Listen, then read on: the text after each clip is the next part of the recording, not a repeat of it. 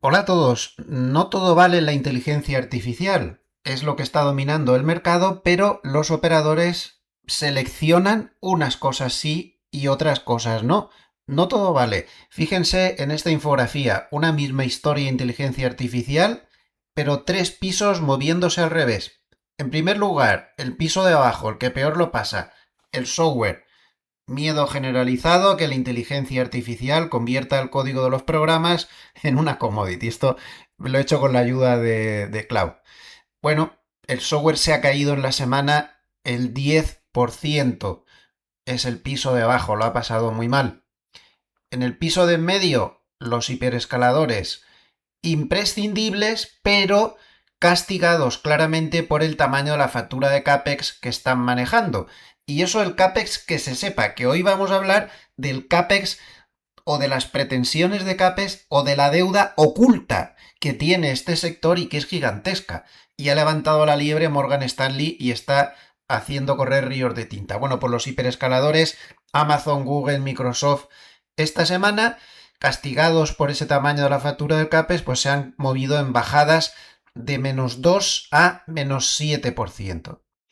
Y por último, en el piso de arriba del todo, pues tenemos a los semis, que son los que fabrican los picos y las palas, que han subido con mucha fuerza. Fabrican las máquinas que hacen los chips, hay un cuello de botella físico total porque hay más demanda que oferta y les va de maravilla. Durante la semana han subido con fuerza. Al final, la vieja regla de la fiebre del oro. Gana quien vende los picos y las palas y no siempre el que está escarbando buscando el oro. Quédense que en este vídeo vamos a ver muchísimas más cosas, muchísimos más detalles, muchísimos más misterios intrigantes. Les va a interesar, estoy seguro.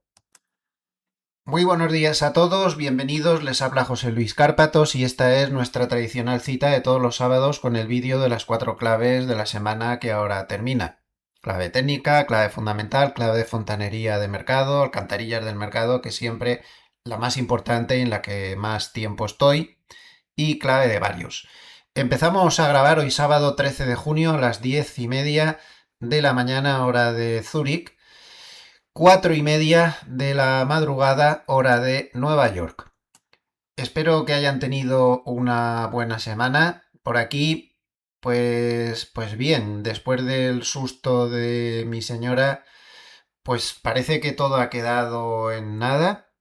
Hemos seguido dándole vueltas al tema y hay quien cree que tuvo que tener algún tipo de episodio de encefalitis pasajero por culpa de los virus atenuadores del herpes zóster que había tenido además muy intensamente la semana pasada. Bueno, el caso es que sigue el mismo diagnóstico, amnesia global transitoria y ningún signo neurológico importante de cola a lo largo de la semana, lo cual pues francamente es muy tranquilizador, estamos todos pues bastante más tranquilos. La mejor cura es seguir viviendo aquí en la naturaleza en la que estamos. Y bueno, pues aquí les traigo un pequeño vídeo hecho por un dron donde se ve pues donde vivo, visto desde arriba. Bueno, este es mi huerto, pero visto desde arriba. Este es el del vecino. Estos son una casa de vacaciones que andan ahí siempre dando el tostón. Y estos son los otros vecinos que tengo por el otro lado. Y aquí es donde estamos nosotros. Como ven, tenemos la suerte de tener aquí una pradera tremenda, que esto es zona no edificable. Esto es para recogen el heno para hacer los rulos esos que hacen gigantes o para pasto de las vacas. Y el resto del año pues estamos tranquilos. Como ven, pues estamos rodeados de árboles. Ya verán el dron como sube hacia arriba. La verdad es que tenemos mucha suerte de vivir aquí.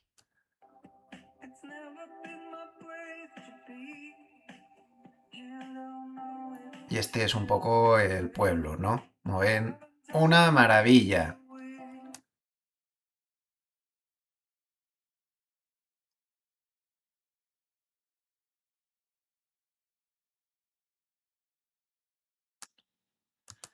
Esto es un hotel misterioso que tenemos bastante más arriba, que está abandonado. Es ideal para películas de Stephen King. Ahora, eso sí, te tienes que acostumbrar a hacer una especie de máster práctico de biología, porque aquí hay una cantidad de bichos. Bueno, últimamente hemos tenido una actividad ratonil un poco más alta de lo normal, pero ya ven, estoy rodeado completamente de campo y hay que acostumbrarse al tema. ¿Qué le vamos a hacer? Bueno, por lo demás, esta semana me he terminado de ver la serie La Nena de Antena 3. Es muy buena serie, ahora eso sí es muy dura, ojo. Si es usted una persona muy sensible, le puede afectar bastante, pero desde luego es una buena serie. Y luego he empezado a ver otra serie que han empezado en Antena 3, 33 días. Bueno, sobre unos presos que se fugaron hace unos años por Cataluña y demás. Flojita, flojita. No parece que vayamos a ningún lado con esa serie, ¿eh? Flojita, flojita. Y luego estuve viendo la última película, esta romántica, no me acuerdo ahora del título, pero está por todos los lados, de Jennifer López, que bien, bueno, se deja ver. Tampoco es la mejor película de la historia, está bien, bien, yo diría que está bien. Pero ahora, esta semana, tengo mucho trabajo. Tengo que verme todos los partidos del Mundial que pueda. Así que voy a estar bastante ocupado. Antes de empezar, recordarles que este vídeo está patrocinado por nuestro patrocinador de largo plazo, Trade Republic, apostado por el canal. Muchísimas gracias a este gran banco. Con un banco que tiene lo pone por aquí, cerca de 10 millones, más de 10 millones de clientes en 18 países y más de 150.000 millones de euros en activos de los clientes. Ahí queda eso. Por supuesto, con servicio para poder hablar cuando se quiera, por chat, en directo o bien por llamada telefónica con su equipo de expertos.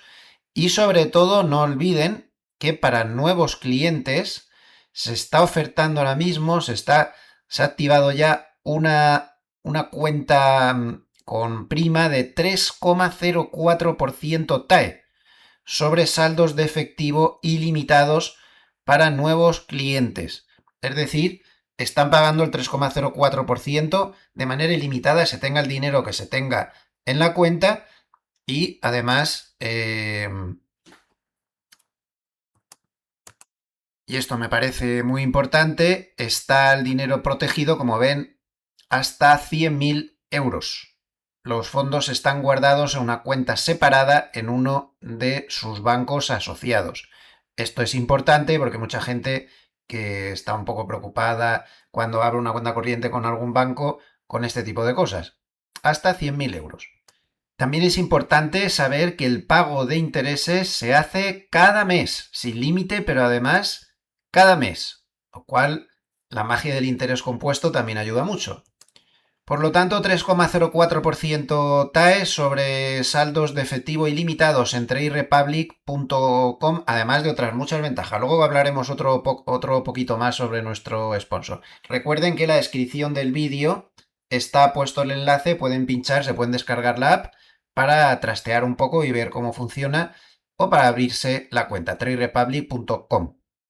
Bien, vámonos al mercado. Ni qué duda cabe que la fiesta total ayer con la salida a bolsa de SpaceX o Space Exploration Technology, que es como se llama oficialmente, SPCX, bueno, pues al final cerró muy por encima del precio de salida en 166,84, lo cual le da una valoración teórica de 2 billones de dólares. Mi opinión, esto es un disparate monumental. Ya sé, puede seguir subiendo mucho más, si sube mucho más, entonces todo el mundo me dirá que burro eres, porque tú dijiste, lo voy a seguir diciendo aunque suba el 75% más. Me da exactamente igual. La valoración es completamente absurda.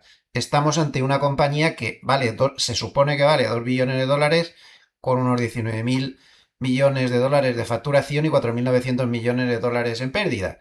Pues esto quieren que les diga, pero el mercado es así, pues el mercado se mueve por muchas razones y ahora mismo, pues pues esta razón para el mercado es muy poderosa. La razón psicológica, la confianza en Elon Musk, que es un visionario, hay que reconocerle el mérito, todo lo que toca, o casi todo, pues lo convierte en oro y ya está. Pero la Tierra es redonda, no es plana, y esto no vale 2 billones. Previamente, además, durante la semana se observó una actividad minorista muy fuertemente a la baja, que no se veía desde hacía tiempo, y como Banda Research o otros JP Morgan, que suelen seguir mucho la actividad de este sector minorista, que es hoy por hoy el más importante del mercado, pues se estaba haciendo caja para poder tener acopio de dinero y entrar en esta salida a bolsa de 75.000 millones de dólares. El tramo minorista ya pedía 70.000 de los 75.000. Solo le han asignado unos 20.000 millones de dólares, pero ya ven que había bofetadas auténticas por entrar. Este factor de detracción de la liquidez, bueno, puede ser temporal, tampoco me asustaría yo mucho hasta que no lleguen las otras dos grandes salidas de Anthropic y de OpenAI, donde podemos volver a asistir a este proceso que a corto plazo se producen detracciones de liquidez que pueden ser problemáticas para el mercado. Pero no es una cosa gravísima. Y al final, pues SpaceX pues sale en un entorno de... Aquí se nos ha ido la pinza a base de bien, porque fíjense que el 51% del SP500 tiene un ratio de ventas de más de 10 veces. Oye, esto ya es lo normal. El de SpaceX es infinito, ese ni se sabe cuál es. Fíjense, 2 billones y ya les he dicho antes la cifra de facturación. Bueno, tengan ustedes en cuenta que un ratio de precio-ventas por encima de 3 4 ya es caro. Ya es caro. Y miren todo lo que hay, o al menos era caro tradicionalmente.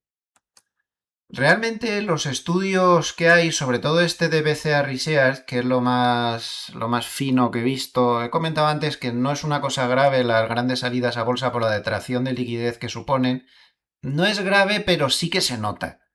Entonces, observen, aquí han hecho en BCA un estudio muy bueno de todas las salidas a bolsa muchos años hacia atrás y cómo respondió el SP500 12 meses después de las salidas a bolsa. Y lo que han hecho es hacer una clasificación por tamaño de la salida. Entonces, como ven, cuanto más grande es el tamaño de la salida a bolsa, menos rentabilidad da a un año el SP500. Esto es un hecho, no es una cosa grave, pero está clarísimo.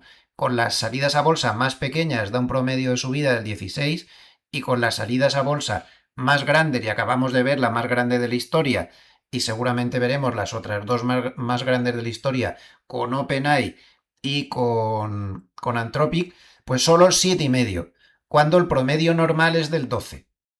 Es decir, que esta detracción de liquidez sí afecta. No es una cosa grave, no significa que se caiga ni nada, simplemente que se gana menos. No muchísimo menos, pero se gana menos. Sí que hay efecto de tracción de liquidez. Seguiremos observando lo que pasa con SpaceX y también con las futuras de Anthropic y OpenAI. Por cierto, que Anthropic ha tenido este fin de semana un disgusto porque el gobierno de Estados Unidos le ha forzado a parar Fable 5 y Mitos 5 para los que lo tenían activado, porque dicen que hay un riesgo para la seguridad según Estados Unidos, control de exportaciones y no sé qué líos. Yo ahora mismo en mi cloud tengo desactivado este nuevo modelo basado en Mitos, que la verdad es que iba muy bien, lo he estado probando toda la semana y me ha gustado muchísimo. Le daba sopas con onda al chat GPT, pero lo han tenido que parar con una nota, pinchas y te sale una nota, que es esta de aquí, diciendo que el gobierno pues les ha obligado a suspender el acceso a estos dos modelos de mitos, porque este es el que teníamos todos y este es el que estaba restringido para determinadas instituciones, porque dicen que hay una brecha de seguridad, no sé cuántas más historias. Esto siempre es un precedente peligroso, ¿eh? Porque si el gobierno empieza ya a vetar, a frenar o a poner pegas o lo que sea en los modelos frontera de inteligencia artificial de sus compañías, ya veremos aquí lo que pasa, teniendo en cuenta que los chinos vienen detrás con un coste infinitamente más bajo y con modelos que poco a poco van mejorando. Aparte de otra serie de historias, de meterse los gobiernos en donde no les llaman, siempre estamos igual con estos temas. Pero en fin, ahí queda eso. La verdad es que les ha hecho, yo creo que esto le puede hacer mucho daño a Anthropic y seguramente OpenAI intentará espabilarse. Esta semana ha sido noticia y una de las claves y muy importante que el Wall Street Journal aseguraba que OpenAI estaba bastante desesperado con la pérdida de clientela que se estaba yendo a Anthropic y que estaban dispuestos a iniciar una guerra de precios. El mercado no ha hecho mucho caso a esto, pero es una de las claves de la semana que tenía que recalcarles porque me parece sumamente importante. Cuidado con esto porque la inteligencia artificial va muy justa de costes, va muy justa de ingresos, va muy larga de deudas y una guerra de precios ahora mismo sería letal, pero a lo mejor el gobierno le acaba de echar una mano a OpenAI, no sé, puede que sea verdad lo que dice. Anthropic dice que no, que ese problema de seguridad que alegan es un problema nimio, que lo han revisado, que no hay manera de que eso vaya a ningún lado y que no entienden por qué les obligan a tomar esta medida, que esperan que sea temporal. Pero volvamos a este gráfico que les estaba mostrando cuando he empezado a hablarles de inteligencia artificial. Morgan Stanley esta semana, lo ven aquí, aquí tienen el paper en cuestión. Está levantando la liebre sobre algo tremendamente peligroso. Y es que hay más de 1,3 billones de dólares fuera de balance en deuda invisible del ecosistema de inteligencia artificial, que se puede dividir en dos partes. Compromisos de compra, chips, energía, 640.000 millones, y leasing firmados pero sin empezar, 675.000 millones de dólares. En total, 1,3 billones de dólares. ¡Ostras! Y esto no está en el balance. Vamos a ver esto un poquito más despacio porque pica. A ver, voy a intentar explicar esto un poco más claramente para que nos entendamos. A ver, imaginemos que hoy firma usted un contrato para alquilar un piso grandísimo. Pero el contrato dice que no empieza a pagar hasta dentro de 2 años, cuando esté construido, porque aún no está ni construido. ¿Realmente usted debe ese dinero? Sí, claro que lo debe, ¿no? Por supuesto, está obligado por un contrato. Pero si alguien mira ahora mismo su cuenta corriente, hoy no ve ninguna deuda, ¿no? No hay nada. Ni ninguna detracción de dinero, porque todavía no se ha pagado. Vamos, que estaría usted enganchado a un pago de 20 pares de narices que va a tener que cumplir tarde o temprano, pero no aparece por ningún lado, su solvencia está intacta. Pues esto es exactamente lo que está pasando con las grandes de la IA. Han firmado montañas de compromisos, pero por las reglas de contabilidad esos compromisos no están contabilizados como deuda en sus cuentas. Entonces, por eso Morgan Stanley en su informe lo llama fuera de balance, pero con la soga al cuello. ¿Y qué clase de compromisos son estos? Bueno, pues el primero, todos son enormes, ¿eh? El primero, que es ese que pone en azul oscuro, alquileres de data center ya firmados pero sin estrenar. Vamos, que han firmado el alquiler de las naves gigantescas, pero que aún se están construyendo. Entonces, hasta que no se terminen los data centers y se empiecen a pagar los alquileres no cuentan como deuda. Esto sería, perdón, es esta parte de aquí, no la azul, esta. 675.000 millones de dólares en alquileres de data centers ya firmados pero sin estrenar y que no están en las contabilidades. 2.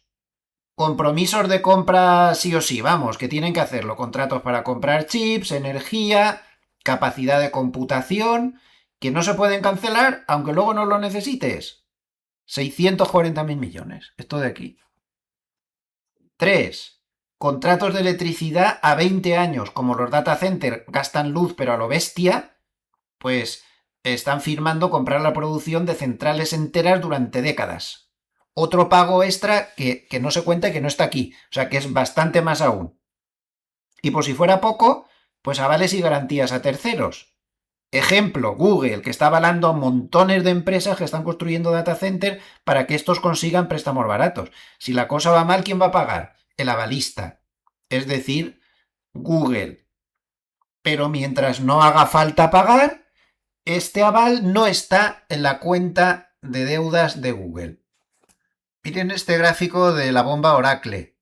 En azul es el CAPEX tradicional que se me sale de marco sobre ventas y en rojo el CAPEX más leasing financiero, todas estas cosas que hemos visto antes, que es el de verdad. Pues ustedes mismos, 201% de las ventas de la bomba Oracle de proyección para el año 2027 en deudas de este tipo. Las deudas de verdad. No el 119% que se está diciendo, sino el 201. Eso es en las ventas. Si nos vamos al flujo de caja, Oracle pues está como en 7 veces y Meta como en 1,7 veces. Es una locura esto. Se nos ha ido la pinza y no lo estamos viendo. Está escondido. No está en balance. Creo que este va a ser el título del vídeo de hoy. La deuda escondida de la IA. O sea que si ya de por sí estábamos preocupados por todo lo que se estaban gastando, pues no les digo nada si tenemos en cuenta esto otro, ¿no? Aquí tendríamos en naranja CAPEX más leasing financiero. Aquí falta otra parte, ¿eh? O sea, esto es mucho más, pues Morgan Stanley ha sacado el gráfico así. El listón en cuando las.com estaba en el 32% y ahora ya estamos para el 2026 en el 38% contando leasing financiero, que sería mayor porque falta el otro bloque, el de otros compromisos. En el 2027 sería el 44% y en el 2028 el 45%. En suma, la inteligencia artificial o el sector inteligencia artificial, que era un gran recomprador de acciones, y no debemos olvidar que este ha sido el factor alcista más importante desde hace más de 20 años, las recompras de acciones propias, no van a poder recomprar porque tienen el flujo de caja totalmente comprometido y mucho más allá del flujo libre de caja comprometido, ¿no? Entonces, se acabaron las recompras de los grandes, de los que más pesan en el índice. Esto a medio plazo, pues muy bueno no va a ser. Y sobre todo, esto está empezando a ir un poquito demasiado lejos. Y con tanto centro de datos y tanta historia, pues ya no solo es la gasolina, es que el votante promedio que está muy enfadado, ya no solo se queja de la gasolina, se queja de la factura de la luz, de lo que se está llamando ahora la electriflación. Ese es un término que se está usando mucho últimamente en Estados Unidos. Electriflación. La electricidad en Estados Unidos ha subido un 6,9% en interanual. Desde el año 2019 ha subido de precio nominal en los hogares un 33%, comparado con el IPC general del año pasado que fue como un 3%. Todo esto está irritando de una manera notable al votante, que está harto de los centros de datos. Y claro, esto está repercutiendo y notablemente en las perspectivas electorales que ahora mismo tiene el gobierno actual. Según Polymarket, ya saben que estos aciertan más que las casas de sondeos demoscópicos, el Partido Demócrata tendría un 82% de posibilidades de recuperar una Cámara y el Partido Republicano solo un 20%. Bueno, el Partido Republicano tiene las dos, o sea que aquí es un poco... Y según Calsi, pues lo mismo. El Partido Demócrata tiene un 79% de posibilidades de recuperar una Cámara, que normalmente sería la Cámara de Representantes, el Congreso, dicho. El Senado estaría más difícil. Esto es la consecuencia de todas estas políticas económicas, de la guerra, etcétera. Y respecto a la guerra, pues muy interesante esto que publica hoy Tese Lombard, basado en datos del Economist. La pregunta que hacían era, ¿debería Estados Unidos pactar el fin de la guerra de Irán sin que renuncie a su uranio enriquecido? Los demócratas, un 52% dicen que sí. Pero atención, porque los propios partidarios de MAGA 46% dicen que no. Ojo con eso. Y un 24% que no está seguro. Es decir, que esto del acuerdo puede traer más repercusiones electorales. En cualquier caso, es muy importante que tengamos en cuenta una cosa. Ya lo he estado diciendo en los vídeos de diario, que al mercado le importa un pimiento, absolutamente un pimiento, si... Esto es a los votantes, ojo. Pero ahora vamos al mercado. A los votantes sí les importa, pero al mercado le importa un pimiento lo del uranio enriquecido. Y le importa un pimiento los fondos congelados iraníes. Y le importa un pimiento todo, menos una cosa. ¿Se abre el estrecho de Hormuz sí o no? Sí o no. Eso es lo único que le importa. Al votante no, pero al mercado sí. El mercado reaccionará muy bien si se abre el estrecho de Hormuz y reaccionará muy mal si no se abre. Y estoy absolutamente convencido de que el mercado está teniendo un exceso de optimismo realmente muy importante sobre la apertura del estrecho de Hormuz. Me explico en qué me baso. A ver, en este momento que estamos, según Trump, en el acuerdo número 39, según los cálculos que ha hecho la CNN, Trump ha dicho ya 39 veces que había un acuerdo definitivo. De momento no lo hay. Definitivo no. Dicen los iraníes por primera vez que ahora sí que están de acuerdo, pero no lo hay. Pero bueno, supongamos que va adelante el acuerdo. Hay un precedente que es lo que pasó en el otro estrecho problemático, que es el de la otra costa en el Mar Rojo, que ya saben que aquí los hutís en noviembre del 2023 empezaron con ataques, que demuestra que cuando se produce inestabilidad en una zona por donde pasan petroleros y demás, pues esto tiende a permanecer mucho en el tiempo. Entonces fíjense que antes de los ataques de los hutís estaban circulando 9,3 millones de barriles diarios por este estrecho de Bab el-Mandeb, que es el del Mar Rojo. ¿Qué pasó? Que llegaron los ataques de los hutís, primero no pasaba nadie, luego ya volvieron a empezar a pasar, 4,1 millones, menos de la mitad, pero en mayo del 2025 se llegó a un alto el fuego definitivo después de mucho tiempo, de muchos incidentes. Año y pico.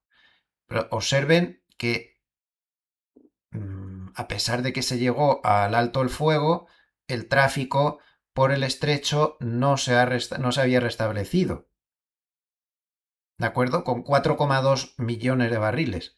Algo muy parecido puede pasar con Irán, teniendo en cuenta además de que tiene toda la pinta de que la inestabilidad va a permanecer durante mucho más tiempo.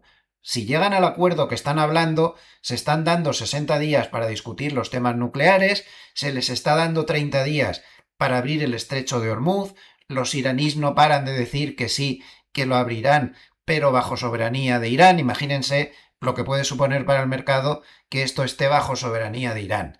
Eso es que las primas de seguros de las aseguradoras permanezcan altísimas, que la incertidumbre siga ahí, nunca sabe cuándo se le va a cruzar los cables a estos de la Guardia Revolucionaria, nunca sabes. Aquí se vio claro, que una vez que se restablece la tranquilidad, no termina la cosa de mejorar. Bien es cierto que ya saben que se ha aumentado mucho la capacidad de este oleoducto que pasa a la otra costa por parte de Arabia Saudita, que Emiratos Árabes está gastándose un dineral para doblar la capacidad del oleoducto que tiene, que sale por fuera ya del estrecho de Hormuz, que se están tomando otras alternativas, de estos países que están por aquí, están revitalizando oleoductos que tenían un poco parados. Bueno, el mercado se busca la vida, es evidente, ¿no? Pero aquí pasó y lo normal es que aquí vuelva a pasar, porque aquí hace mucho tiempo que no hay ataques, pero aún así permanece esa duda, el mercado se busca la vida por otras rutas más caras y otra serie de historias.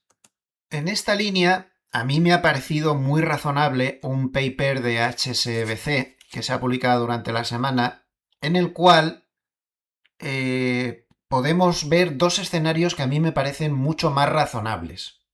Viendo un poco la experiencia de lo que pasó con el Mar Rojo y viendo un poco que este acuerdo promete ser un acuerdo polémico, que puede incumplirse en cualquier momento, que Irán puede volver a poner problemas en cualquier momento, HSBC habla de que lo razonable es pensar que solo hay dos escenarios realistas. Que el escenario del 100%, 80%, cosas así, que es lo que está descontando el mercado, es utópico. Esta guerra ha removido un avispero y no hay manera de volver a meter las avispas dentro. Entonces él ve o una recuperación del 40-45% o un 60%. También aquí he metido algunas ideas de Kepler en este resumen muy resumido, ¿no? Entonces, si se da una recuperación, vamos a ver primero el escenario 2, si se da una recuperación del 60%, con esto no pasaría nada. Fíjense, ¿eh? Solo con el 60% de recuperación las cosas podrían volver a la normalidad. O sea que tampoco pasaría nada. Pero tiene que recuperarse al menos un 60%. ¿Por qué? Pues porque si se recupera un 60%, los flujos serían de unos 12 millones de barriles a mediados del 2027 y con los bypass que se están haciendo, ya se lo he comentado antes, las exportaciones totales del Golfo podrían llegar a 15-16, subiendo hasta 17,8 millones barriles día en el segundo trimestre del 27 con la ampliación del oleoducto del cual ya les he hablado de Emiratos Árabes. Entonces quedaría solamente un pequeño hueco de 2 millones de barriles respecto a lo que había antes de la guerra, que se cerraría haciendo permanente parte de la destrucción de demanda actual, el mercado se ajusta así, y con algo más de oferta que probablemente vendría de Estados Unidos, que apretaría más con sus técnicas de fracking. Por lo tanto, el mercado podría volver a un pequeño superávit. O sea que solo con que se recupere un 60% se podría volver a la normalidad. Lo malo es si se recupera menos. Porque si se quedara como se ha quedado el tema del Mar Rojo, estaríamos hablando que los flujos por Hormuz se quedarían unos 9 millones de barriles diarios y las exportaciones totales del Golfo, sumando los oleoductos de circunvalación y demás, en torno a 14 millones. Con lo cual dejaría una brecha de 5 millones y medio respecto a los niveles previstos a la guerra. Con esto el mercado seguiría en déficit hasta muy entrado 2027, los inventarios globales seguirían drenándose y como no pueden bajar indefinidamente, la destrucción de demanda tendría que aumentar otros 2 millones de barriles sobre los 3-4 millones actuales. Consecuencia para los precios, que el Brent se tendría que mantener en 3 dígitos de forma sostenida. HSBC habla de que incluso podría llegar a los $150 y con muy pocas posibilidades de revertir a la media después. Entonces, muy importante, seamos realistas, esa recuperación mágica de la que habla Trump no funciona así, se ha creado una inestabilidad en la zona muy delicada de solucionar, Irán es muy belicoso, ha atacado a todos sus vecinos, todo el mundo está de uñas, si ha atacado a todos sus vecinos es imprevisible lo que pueden hacer, esto no tiene muchos precedentes, ¿no? Que les atacaban, ellos atacaban a los vecinos, nadie se fía, ha habido gente que casi todas las compañías navieras han tenido, siguen teniendo a personas, tripulaciones, barcos atrapados durante varios meses, una situación angustiosa, y esto no va a quedar así, porque basta con que la Guardia Revolucionaria diga 4 barbaridades y no digo nada si al final consiguen que de alguna manera se quede bajo su soberanía o con peajes o con impuestos ambientales o con todas estas historias que usan para encubrir el tema, ¿no? Esto es lo que hay que esperar. Vamos a ver si es el 40-45 o si es el 60% o más una vez que se llega al acuerdo y todo vuelve a la normalidad. Pero tenemos que jugar con esto, porque si al final no se recupera como todo el mundo se cree, es que Trump no para de repetirlo, que es casi mágico. Se acaba la guerra y se desploman los precios. Los precios no solo cotizan expectativas, cotizan la realidad del petróleo que está moviéndose en el mercado. Y a las pruebas me remito, porque ¿no les parece a usted, no le parece a usted que el precio del petróleo se ha mantenido demasiado comedido a pesar de toda la que ha caído, ¿verdad? Pues se ha mantenido comedido porque de verdad sí que había petróleo en el mercado. Y les he preparado una infografía a este respecto. ¿Por qué el Brent no está a $200 pese a la mayor disrupción de suministro de su historia? ¿Por qué? Bueno, pues por dos motivos. Al final no solo son expectativas, como nos creemos, también depende evidentemente del petróleo que de verdad hay en el mercado. La primera razón la tienen aquí en el factor China, que lo tengo puesto en esta zona de la infografía. Pekín ha recortado drásticamente sus importaciones de crudo y está tirando de sus enormes reservas estratégicas. Esto ha sido clave silenciosa del equilibrio actual. China, no sé en qué acto semiprofético, yo ya lo había comentado hace meses en algunos vídeos, estaba guardando petróleo hasta debajo de las piedras, literalmente, nunca mejor dicho, ¿no? Estaba, estaba acumulando unas reservas realmente mayores de lo normal, como si se olieran algún tipo de problema, algún tipo de conflicto. El caso es que lo han acertado. Entonces, están tirando de ahí, han dejado de demandar lo que demandaban y esto pues está ayudando a que haya un equilibrio. No consumen, pues hay más petróleo en el mercado.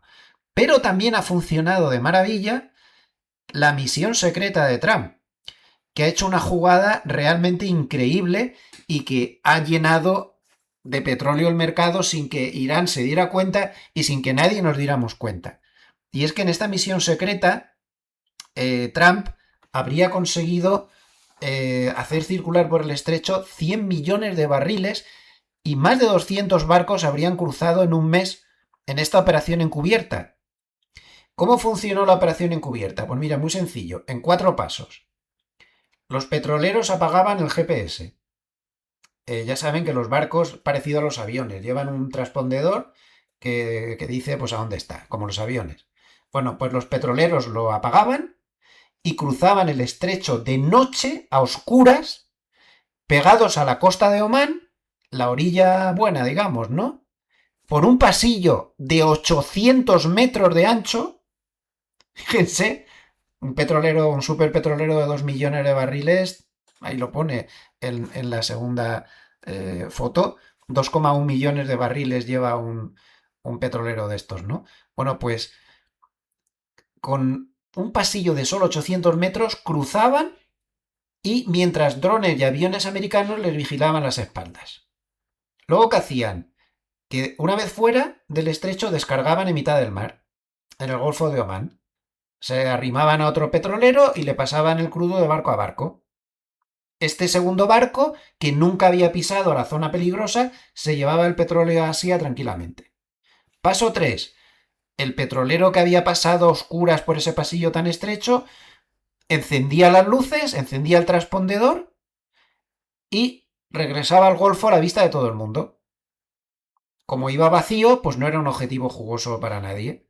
Una vez dentro, lo rellenaban con petróleo de Emiratos Árabes, de Arabia Saudita, de Kuwait, de Irak, y vuelta a empezar con las luces y el transpondedor apagado. Mismo barco, el mismo circuito una y otra vez. Como siempre eran los mismos barcos entrando y saliendo, en los datos públicos parece que no se movía nada, ¿no? El número de barcos en el Golfo no bajaba. Por eso nadie se enteró durante un mes, ni siquiera Irán. Y esto ha sido clave para que el petróleo se mantenga bajo. Entre eso y la demanda de China. Así de claro, por eso el petróleo no subía tanto, porque realmente había más petróleo del que nos creíamos en el mercado. Añadan además, lo que ya hemos comentado varias veces, las rutas alternativas por oleoducto. Al final hay 4,5 millones de barriles diarios, que es un petróleo que sale del Golfo sin pasar por Hormuz, sobre todo por el oleoducto este-oeste saudí hasta Yambú en el Mar Rojo. Con todo esto, pues el Brent no ha llegado a estar en pánico, como ven aquí, pero eso sí, el agujero acumulado era enorme. ¿Qué puede romper el equilibrio? Pues que China vuelva a comprar en serio, que Irán ataque sistemáticamente frente a Omán, que ya lo intentaron, ¿eh? Algo sí que se dieron cuenta al final, y eso fueron los rifirrafes que tuvo Estados Unidos e Irán, que si derribaron un helicóptero, que si drones, eran estos los que iban protegiendo a estos barcos.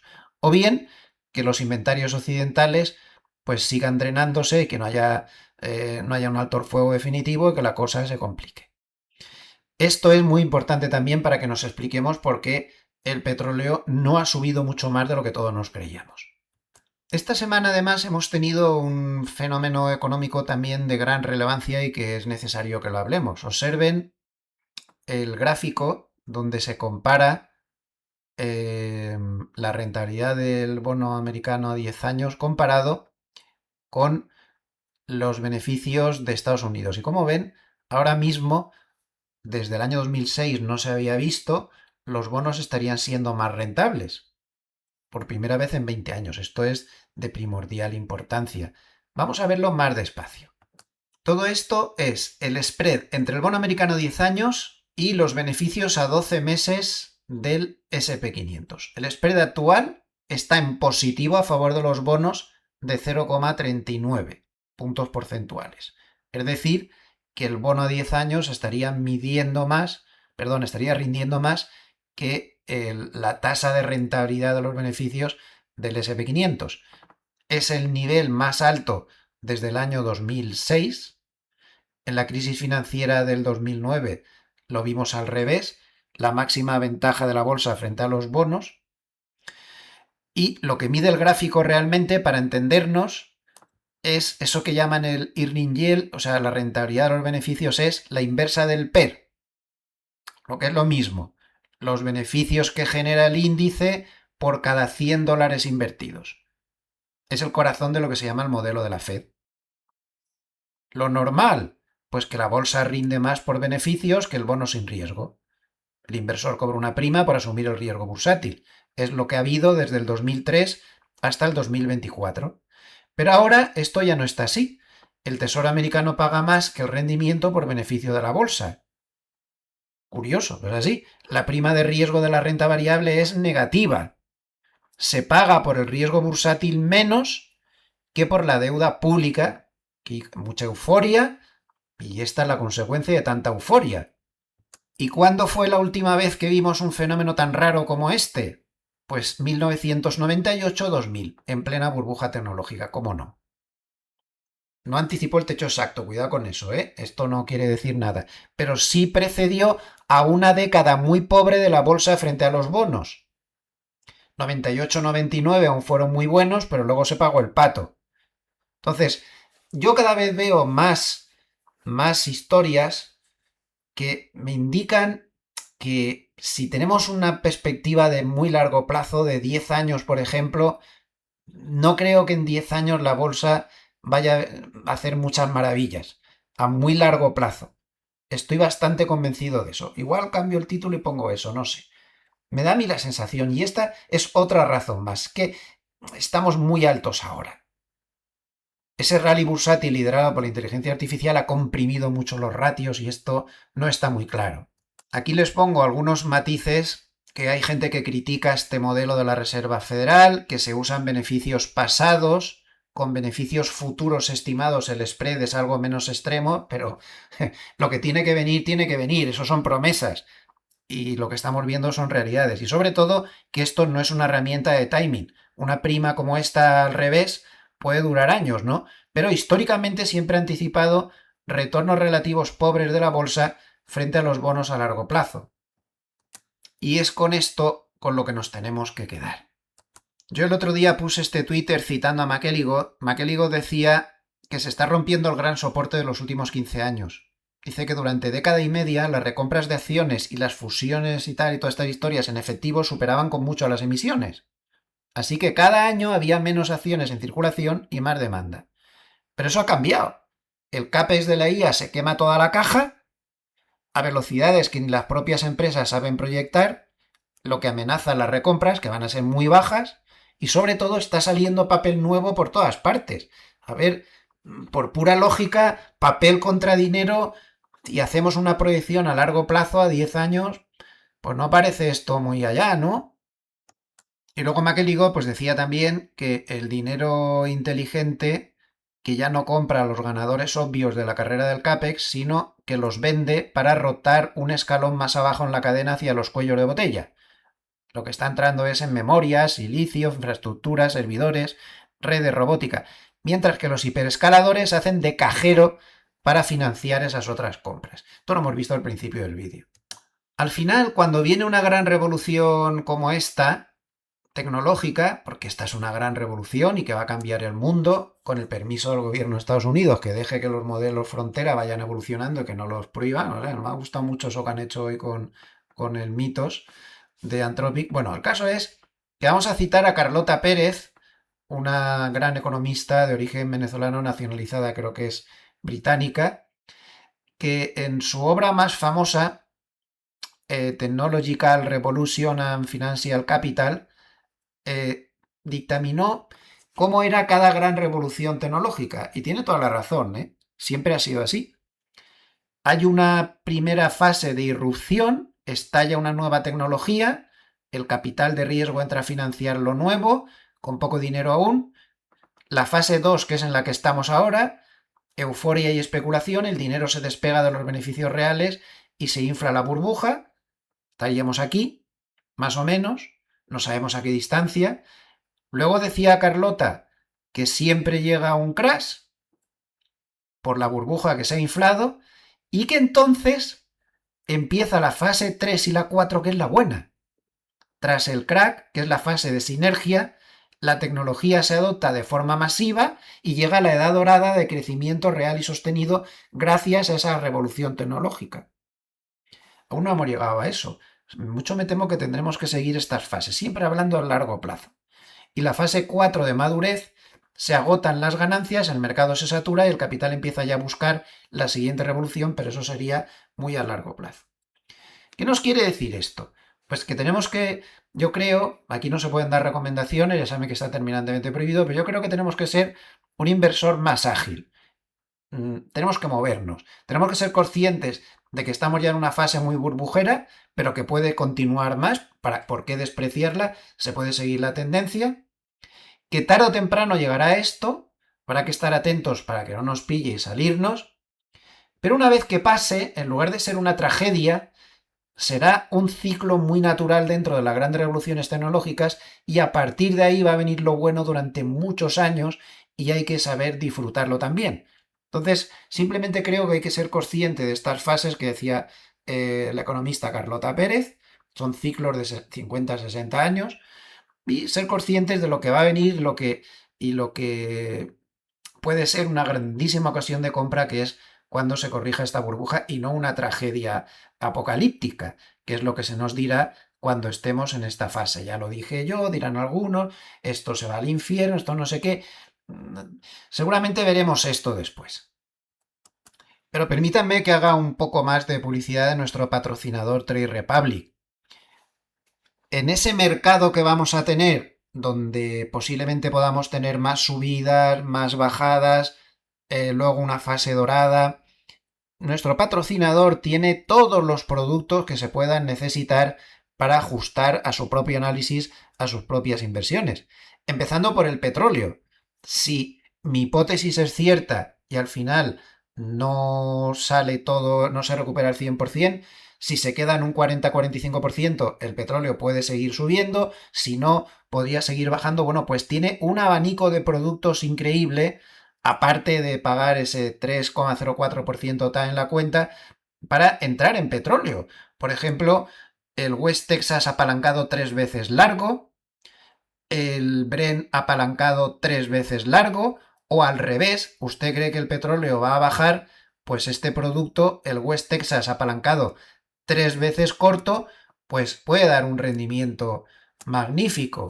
Como podemos ver aquí en el gráfico, pues desde el 19 de mayo, que estaba a 1128, ahora está a 1700, ahora ha subido una barbaridad. Esto ya cada uno se tiene que hacer su propio análisis. Y entre sus muchos productos, me gustaría destacar estos que tiene como hedge, que hay muy poca gente que los conoce. Estamos entrando en ETFs americanos que están condicionados a lo que haga el dólar, pero los ingresos del inversor pueden ser en euros. Bueno, pues y cómo cubrirse, cómo no cubrirse, estás entrando a largo plazo, no sabes lo que va a tardar, pues este tipo de ETFs ya tienen la divisa cubierta. Estos que pone la palabra hedge ya tienen la divisa cubierta. Y por lo tanto tenemos varios de estos en todos los productos importantes que nos permitirían olvidarnos del problema de la divisa, del riesgo divisa. ¿Que usted cree que lo que he comentado de los bonos respecto a la bolsa, que en 10 años los bonos lo pueden hacer mejor y le gustaría entrar en bonos, pero tiene el problema de que no le dejan entrar porque es un pequeño inversor y todos son pegas y problemas? Bueno, pues en Trade Republic se puede entrar a infinidad de bonos corporativos del tesoro. Aquí tienen un montón, por ejemplo, de corporativos. Lufthansa, por ejemplo. Aquí tienen del tesoro Irlanda, Rumanía, Alemania. Se puede entrar en todo tipo de bonos adaptado pues a cualquier bolsillo. Esto es algo magnífico y que no tienen todas las entidades ni muchísimo menos.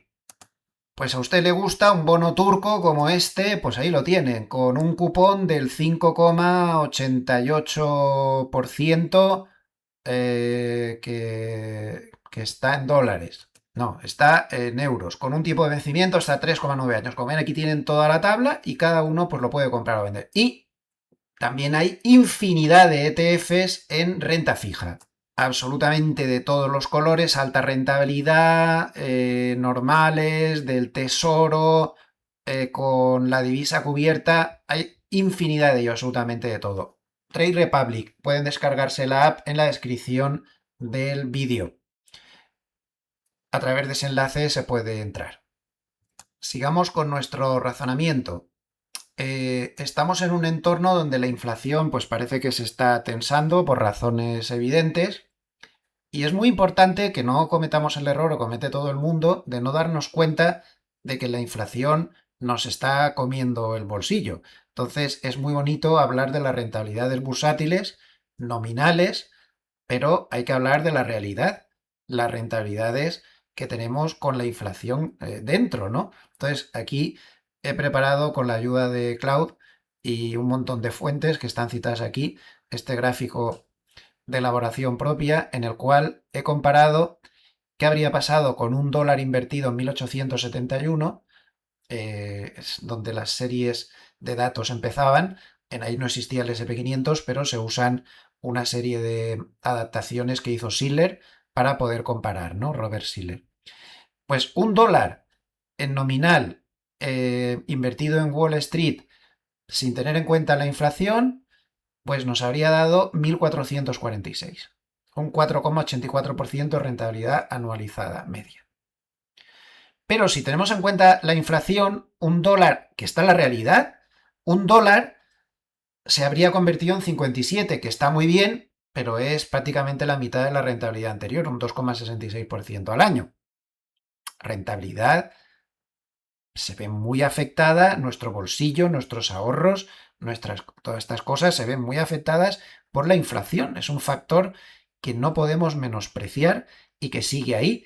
Y este año, por ejemplo, en Estados Unidos con casi un 4, pues ya me contarán ustedes. Eso está ahí, es el impuesto silencioso que tenemos todos, esto de la inflación, ¿no? Por lo tanto, hay que tenerlo en cuenta. En el vídeo del domingo pasado les expliqué algo que parece de perogrullo, pero que es espectacular. Primero, dejemos de decir que no está tan cara la bolsa. Al final, el CAPE de Shiller puede ser todo lo criticable que queramos, pero es una cosa muy realista. Se tiene en cuenta la inflación y se tiene en cuenta el beneficio a 10 años, a largo plazo, para quitar ruido. En este momento, el CAPE de Shiller está en 41,6. El previo a la crisis del 2008 fue de 27. El previo al crash del 29 del 32. Y el previo al pinchazo de la burbuja.com fue de 44,2. La bolsa está cara de narices. No está barata, está cara. Y si recuerdan lo que les puse en el vídeo del domingo pasado, hay una escala totalmente imposible de saltar que según con qué PER de Shiller tú entras en una inversión, al cabo de 10 años tienes una escala totalmente inversa. Es decir, si has entrado con un PER de Shiller a estas alturas, a 10 años no te comes una rosca. Y viceversa, si entras con un PER de Shiller muy bajo, te forras. Esto es así. Miren, esta es la realidad de la vida y luego nos montamos todas las películas que queramos. Eso sí, para el inversor a largo plazo. Para el inversor a corto es otra historia, tiene que tener más cintura y moverse rápido abajo y arriba. Si uno compra en el mercado bursátil con un CAPE, con un PER de Shiller por debajo de 5, al cabo de 10 años gana un 15,8. Pero incluso aunque no vayas a largo plazo, al cabo de un año ganas un 25,4. Y aquí se está teniendo en cuenta la inflación, cuidado, que si no sería mucho más. Si compras en un entorno intermedio, pues al cabo de un año tienes un 1,6, insisto, teniendo en cuenta la inflación, al cabo de 10 años un 2,7. Y si compras en los niveles actuales, al cabo de un año tienes un -12, al cabo de 10 años, que es lo que más me importa, un 3,5. Con un CAPE de 30-40 ya tienes un 0,3, lo tienes en negativo. Es que es de cajón. Cuanto más barato compras, más rentabilidad puedes aspirar. La bolsa puede parecer muy loca, pero con el tiempo todo lo pone en su lugar. Y ahora mismo podemos decir todo lo que queramos, pero estamos aquí, estamos aquí. Las perspectivas de largo plazo no son buenas. Se puede ganar mucho a corto, pero no se quede durmiendo. Porque estamos aquí, en 41,6. En la parte peor de la escala que acaban de ver antes. Cuestión de tiempo. La bolsa lo pondrá todo en su lugar. El tiempo pasa más rápido de lo que nos creemos. Bank of America publicó esta semana un paper del que se ha hablado mucho, que es un paper en el cual aplicaban un modelo que tienen con 10 señales que avisan de techos de mercado en otras ocasiones. Esto está desde 1990. Bueno, pues en este momento están activadas 7 de las 10 señales. Aún no se han activado todas, es difícil que se activen todas, pero ya en marzo del 2000 estaban activadas 9 antes del batacazo y en octubre del 2007 estaban activadas 8 antes de la caída. Evidentemente esto no quiere decir nada, no es algo infalible, pero la realidad es que antes de las grandes caídas estaban activadas 9, 9 y 8 señales de las 10. Ahora hay 7 ya. Le iré dando seguimiento a este tema. También es cierto que en enero del 2022, justo antes de una caída bastante significativa, pues no estaban activadas nada más que 5. Por lo tanto, bueno, tampoco es que sea esto la piedra filosofal, pero es una pista.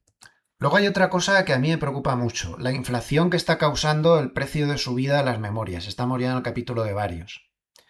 La subida de precio que se necesitaría ahora mismo para poder mantener las compañías los márgenes teniendo en cuenta lo carísimas que están las memorias, sería una subida del 34% en los móviles, del 67% en los PCs y del 83% en los servidores.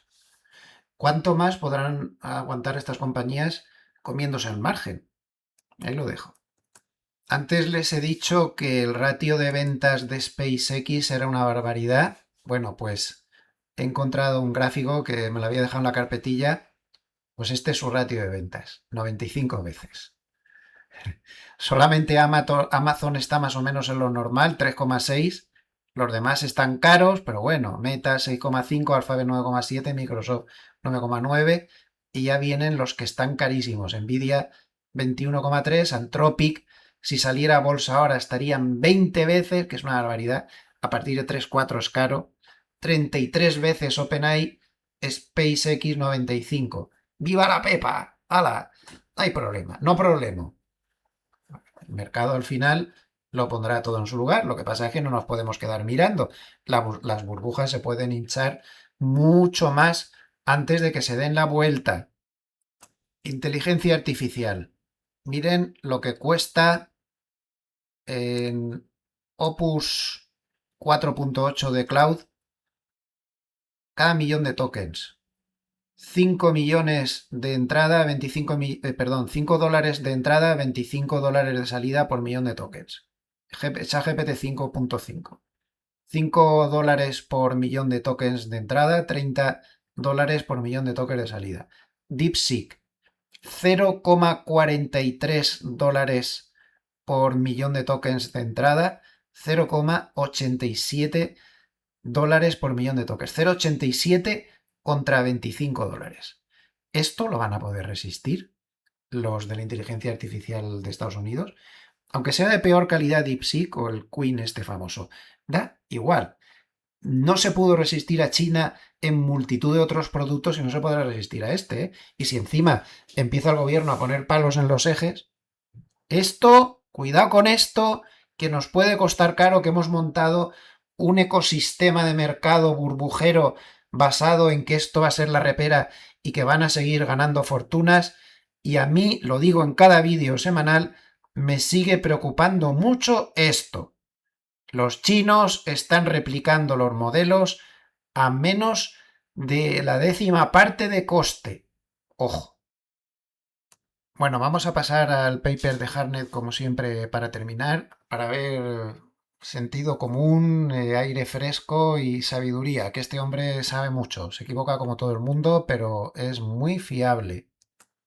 En ideología de mercado, lo agrando para que se vea bien, pues, a ver, dice que, hace ahí una especie de chiste, dice que todo esto, más los Nikes de Nueva York campeones, cosa que no es frecuente, pues no se podría escribir un mejor techo de mercado, ¿no? ¿Qué quiere decir? Pues que el guión parece escrito a propósito con esto de los Nikes para marcar el techo. Es su forma sarcástica de decir esto huele a techo. No es un argumento matemático, pero es una especie de termómetro del sentimiento. Lo que dice a continuación de las 3 Ps, esto es muy importante, porque da la pista de por qué él ve la cosa peligrosa. Por las 3 Ps. La primera P de posicionamiento, porque todo el mundo está ya comprado y alcista, así que queda poco comprador marginal para entrar, que siga empujando hacia arriba. Cuando todos están dentro, pues hay más riesgo de salida que de entrada, ¿verdad? La segunda P sería de profits o beneficios en español, ya que el consenso espera un boom de beneficios. Y cuando las expectativas están por las nubes, es muy fácil decepcionar. Recuerden que hay muchos autores que están diciendo que esta es una burbuja de beneficios, no de precios, es decir, de esperar unos beneficios desorbitados. Y la tercera P sería la de policy, es decir, de política monetaria, que este es el cambio más importante, ya que el mercado pues ha pasado de descontar recortes de tipos a empezar a oler ya subidas. El petróleo caro pues mete inflación, la inflación obliga a la Fed a ser más duro y llega Wars con fama de halcón que tendrá que confirmar ese giro. Total, que los operadores ya ven, pues según los últimos cálculos que he visto por ahí, casi 60% de posibilidades de al menos una subida de tipos.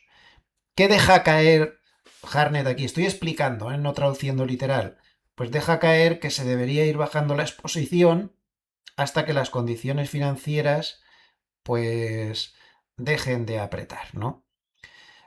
Él cree que el pico de tensión podría llegar cuando Wars suene más duro de lo que todo el mundo se cree en la reunión del 28-29 de julio. Bueno, ya veremos. Esa sería la segunda. Tengan en cuenta que antes hay otra, la semana que viene sin ir más lejos. El siguiente párrafo explico y no traduzco. Trata los siguientes temas. La inflación está por encima del 4. Ya saben que él tiene una estadística que repite una y otra vez, que a partir de una inflación del 4%, a partir del 3,8 para ser exactos, la bolsa se comporta mucho peor. Luego dice que la aprobación de Trump en inflación está al 27%. Es decir, a la gente le está doliendo mucho el coste de la vida y eso mete presión para que la política económica priorice bajar la inflación sea como sea. Luego quedan 48 días de cobertura en inventarios de crudo, cerca del mínimo de 45 años. El colchón de petróleo es muy fino, cree Harnett, lo que hace al precio muy vulnerable a cualquier susto adicional. Y luego suelta la frasecita esa de Wall Street primero como alternativa al América primero, que es lo que dice siempre Harnett, porque dice que él cree que al poder le interesa que la bolsa aguante porque una bolsa fuerte sostiene el relato político y el efecto riqueza. Luego sigue comentando que que tiene mucha prisa en acabar conflicto con Irán porque dice que bueno, mejor dice que por qué tener prisa para acabar el conflicto en Irán, ¿no? Es una especie de provocación cínica de las suyas. Lo que quiere sugerirnos es que mientras el conflicto no descarrile del todo, conviene posicionarse para el momento en que sí llegue la paz, porque ese giro sería un shock positivo enorme. ¿Y quiénes serían los ganadores de esa paz, para los que él cree que hay que posicionarse? Pues algunos de ellos han sido muy castigados últimamente. Los ganadores de esa paz tendrían que ser, esto es muy importante, porque aquí sí que se moja, consumo, rates, bolsa europea, oro, cripto, ya limpiados de apalancamiento oro y cripto, y divisas emergentes, como la rupia india, la rupia indonesia. Es la filosofía habitual que tanto nos ha dicho en los últimos papers, ¿no? Comprar lo humillado y vender lo soberbio. En este párrafo del la foto más grande, o como lo queramos llamar, el dibujo de mercado y demás, pues nos intenta una vez más decir que las grandes fiestas del mercado como la actual se terminan por una de estas tres razones. Una, por los bonos, cuando el coste del dinero se vuelve tan caro que asfixia a todo el mundo. Estamos cerca, pero no hemos llegado a eso. Dos, los líderes, cuando las acciones que tiraban del carro flaquean. Aquí está hablando de las 7 magníficas. Y avisa de que ni siquiera esas logran sostener un nivel clave como los $65 del ETF MAGS, que es un ETF sobre los 7 magníficos. Sería muy mala señal de salud del mercado. Y tres, tercer factor que puede descarrilar, las elecciones. Cuando los votantes, hartos de inflación, hartos de falta de empleo, pues fuerzan un cambio de política en el gobierno. Y tengan ustedes en cuenta que tenemos a las elecciones de medio término en el horizonte. Vamos, aquí lo que nos pretende decir, creo yo, Hartnett en este párrafo, es que estamos llegando ahí, pero que aún no hemos llegado. Así que de momento él se mantiene como alcista, como una especie de alcista congelado o algo así, pero posicionado para esa posible codicia de fin de ciclo y para lo que pueda venir después. O sea, es bastante realista, es lo que estamos diciendo todo el vídeo, que hay que seguir aprovechando la euforia que hay ahora, porque esa codicia puede hacer seguir subiendo todo, pero que hay que estar un poco a verlas venir. Dice que no le tienta, esto es un cambio respecto a otras veces, ¿eh? Dice que ya no le tienta tanto comprar deuda pública a largo plazo ni aunque se pague un 5%. Y lo apoya con un dato propio. Dice que los clientes de Bank of America apenas tienen un 4% en bonos del tesoro de más de 10 años. Es coherente con lo demás, ¿no? Porque si crees que la inflación manda y que los tipos a largo pueden seguir subiendo, pues comprar duración larga ahora mismo, pues igual no sería lo mejor, quizá. Voy a resumir todo este tema porque luego solo hay un párrafo suelto por ahí. Yo diría que aquí lo que vemos es un Hartnett que es alcista táctico. Esa puede ser la definición. Es alcista táctico porque cree que la burbuja puede seguir dando réditos. Las burbujas son así, siempre tienen una fase final muy fuerte, pero que está con el dedo apoyado en el botón de salida por si acaso.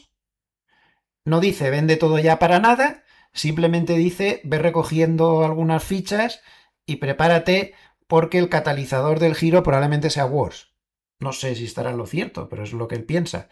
En esta reunión, no en la que viene, endureciendo el tono, más de lo que todo el mundo se cree. E insiste en que el hilo conductor es siempre el mismo, que las burbujas las matan los bonos. Eso es lo que tenemos que vigilar y eso es lo que nos ha querido decir aquí.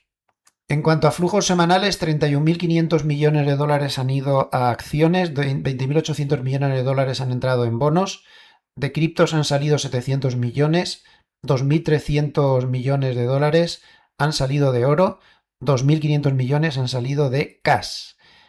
Está saliendo mucho dinero de criptos. En las últimas 5 semanas se ha batido el récord de salidas con 6.600 millones de dólares. Y el oro a su vez lleva 4 semanas de salidas. En cambio sigue la locura de dinero entrando en Corea. 5.900 millones de dólares ha entrado en esta bolsa, que es la burbuja vamos, la madre de todas las burbujas. Lo de esta bolsa es peor que lo de los tulipanes ya, que es la mayor entrada desde marzo del 2026. También en tecnología, la mayor entrada de dinero semanal que se haya visto.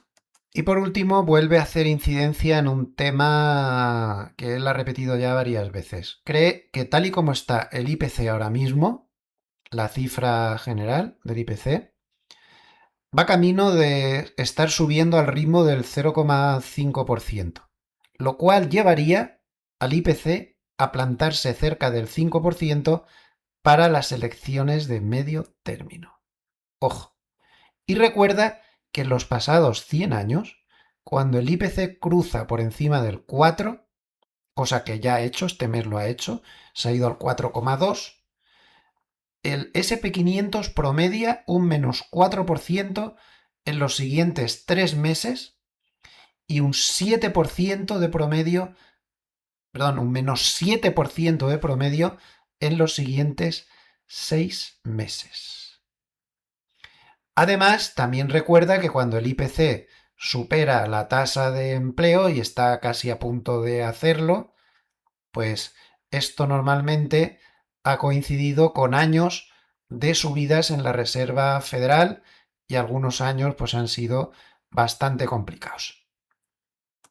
Habla de la analogía con 1994 y en general pues advierte de que pueden haber eventos, cita algunos eventos históricos de aquella época, que cualquier evento que haga daño a los bonos pues podría provocar el lío padre. Pero son conclusiones sobre las que tenemos que reflexionar, ¿eh? Sobre todo esto de que cuando el SP500 pasa del 4% no lo hace bien en los 6 meses siguientes, y sobre todo que estamos con una composición de IPC y de paro que habitualmente lleva a la Reserva Federal a subir tipos, lo cual pues muy bueno para la bolsa no es. Vamos a terminar el vídeo de hoy con un pequeño repaso técnico a algunos puntos que requieren nuestra atención. En primer lugar, el euro contra el dólar se mueve en lateral, por debajo de la media de 200, está muy en lateral, pero ojo porque está muy cerca del suelo del lateral. En caso de perforación se podría complicar las cosas. Y por arriba tiene una línea Maginot muy difícil de superar en 1,18. También ojo al dólar yen, que está en zona de resistencias mayores, 160, y no solo porque el 160 sea una resistencia técnica, sino porque ya saben que es exactamente el punto a partir del cual el Banco Central de Japón ha estado interviniendo muy agresivamente en los últimos años. También atención al Bitcoin, durante toda la semana ha tenido una lucha muy difícil contra la zona de soportes de la que advertíamos recientemente, media de 200, banda de Mogalef inferior, entre 58.200 y 62.000. De momento la zona de soporte se ha resistido, pero hay que llevar cuidado. En caso de que la perdiera, cuidado, porque la tendencia bajista se podría acelerar de una manera bastante peligrosa. Esta zona de soportes en gráfico semanal es fundamental. En cuanto al futuro del mini SP500, pues está aguantando bien en la media de 50, por lo tanto lo tenemos claro. En caso de que se caiga por debajo de este nivel de la media de 50, peligro. Y por arriba, pues yo diría que nos tenemos que fijar en el 61,8 de retroceso de Fibonacci de toda la caída, que estaría 61,8 está en 7.554, porque ya si supera ese 61,8 de retroceso, pues la gente va a pensar que la caída está neutralizada. Por último, ojo también al oro, porque está moviéndose por una zona, a ver si se me abre, está moviéndose por una zona claramente por debajo de la media de 200.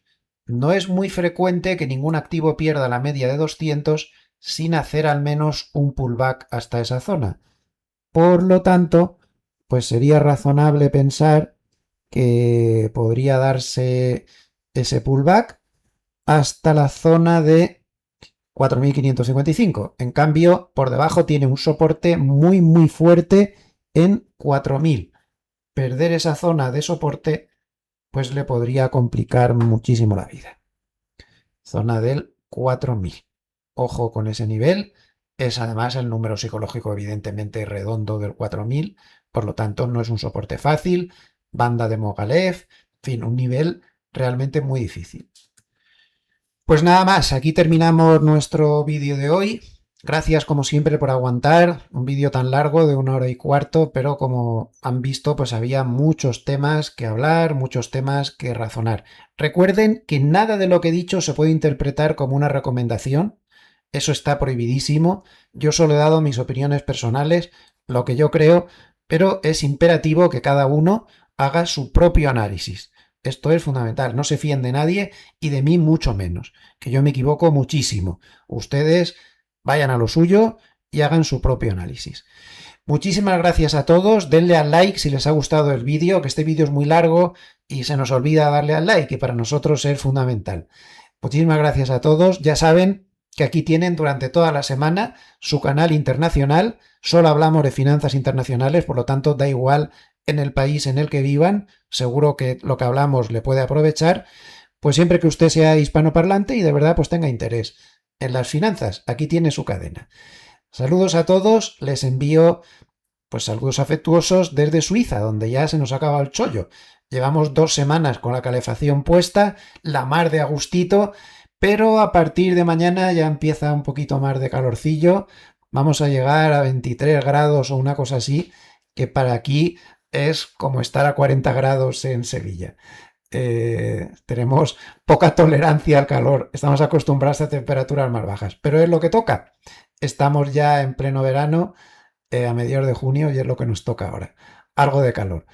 Lo dicho, hasta mañana. Recuerden que mañana domingo también tenemos vídeo con el vídeo de reflexión, pequeño vídeo de reflexión de cada domingo. Buen fin de semana.